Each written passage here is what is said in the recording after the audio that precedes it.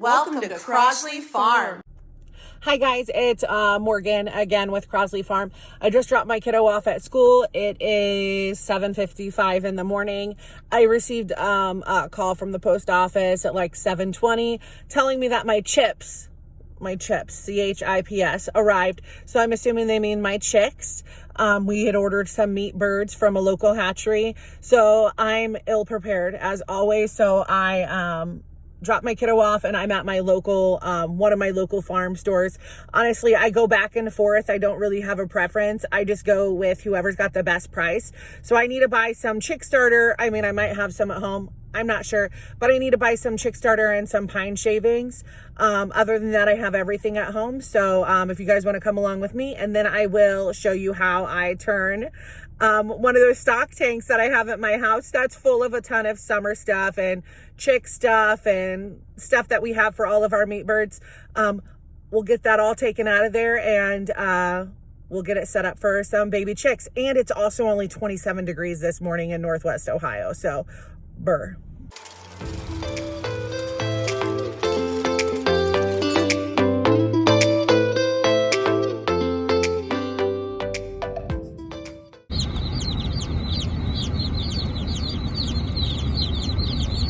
So I am back home and now I have to turn this into a brooder for the chicks.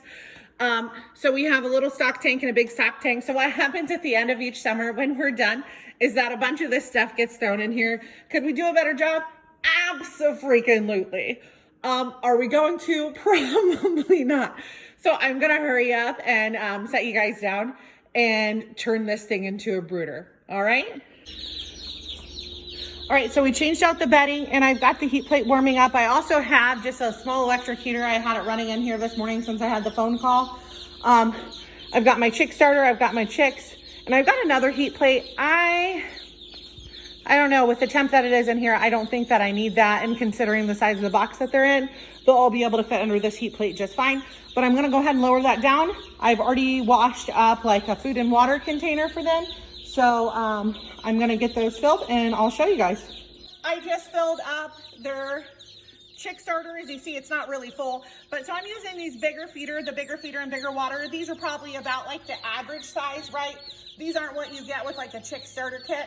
But why start with the small ones when in a week I'm gonna need to use these bigger ones? So just skip a step. We've got them in the bigger stock tank here. So I've got water on that side. I'm gonna put food on this side. So it's just nestled down right in here. I'm gonna go ahead and adjust that heat plate for all of the birds and introduce them to the water. They can find the food, but I wanna show them the water. I don't want anybody getting dehydrated. We're going to lower this. So there's just little bitty plastic. There's just little levers right here. It's a little bit dirty. But so I just push it on that and then I'm just gonna push this thing all the way up.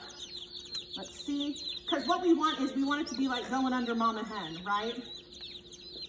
So we don't want there to be a ton of room because we do not want them to be able to climb on top of each other. That's how you get dead chicks, because they'll squish each other. So I want to get this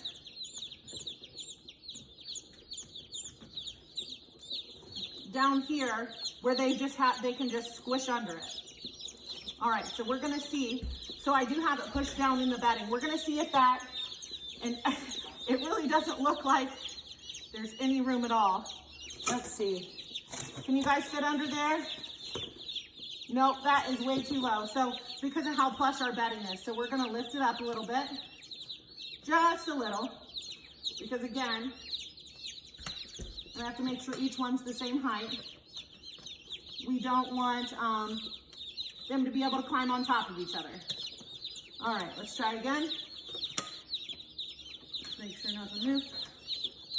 Yep, nope, that looks the same. All right, I'm pretty confident they can fit under there now.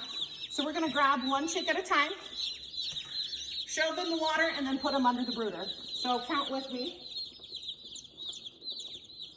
1. And I'm just gonna grab their little bitty head and just dip their beak in the water. 2. 3.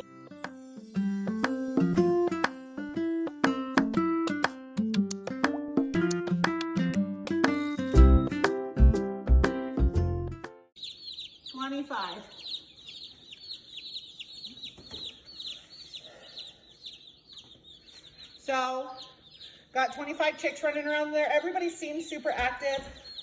I'll go ahead and see if a couple can fit under the plate just to kind of encourage them. So I'm just gonna tuck their head and push it under.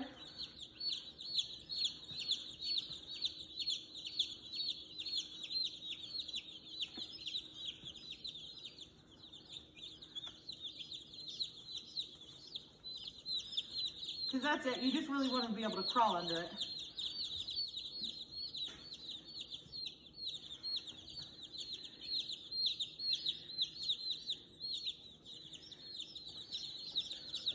I know that it's not very warm in here, right? Because I know the temperature outside and in my garage. But so this is the thing, if the chicks, if they were super cold, they would just be huddling together in one big pile and trying to stay warm, right? Since they're all running around from the water to the food and they're staying active, that's a good thing, right? So this heat plate, it just kind of acts as the mama hen and they can crawl under it if they want. It looks like they're all climbing on top of it. So I might have to lift it up, but I'd rather keep it too low than too high because they can get under it. I put a couple of them under it so they can get under it. But if it's too high, they will climb on top of each other and we will have a dead chick when we get back. So when I come home from work. So I do not want that. But this is what we've got. Hi, so also I know I've got crazy hair and stuff. I was in the middle of getting ready for work when I got a call from the post office. Well, I needed to handle that. So with these chicks, they're actually not our chicks. So we are raising them and then we're going to process them. But we're actually doing it for a friend of ours. So these are meat chickens, right? So they will be for meat. We know that from the time we get them. We order from Meyer Hatchery. I can link them below. We really like them.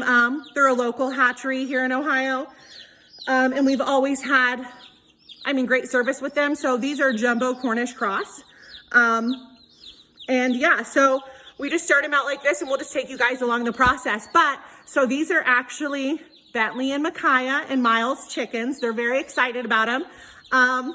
They are some of our friends and they homeschool. So they're actually gonna come up here for the eclipse for April 8th and they're gonna get to see their chickens and stuff. And then they're gonna come back up whenever it's time to process them. We might see them in between now and then. But yeah, I just wanted to give a little shout out to Bentley, Micaiah, and Miles because I know that they're gonna be very excited to see their little baby chicks. All right, thank you guys. Just follow us along for more. So we were actually able to set up a live feed camera for our friends to be able to live stream their chicks. So we're hoping that kiddos will really enjoy that. Remember to like and subscribe.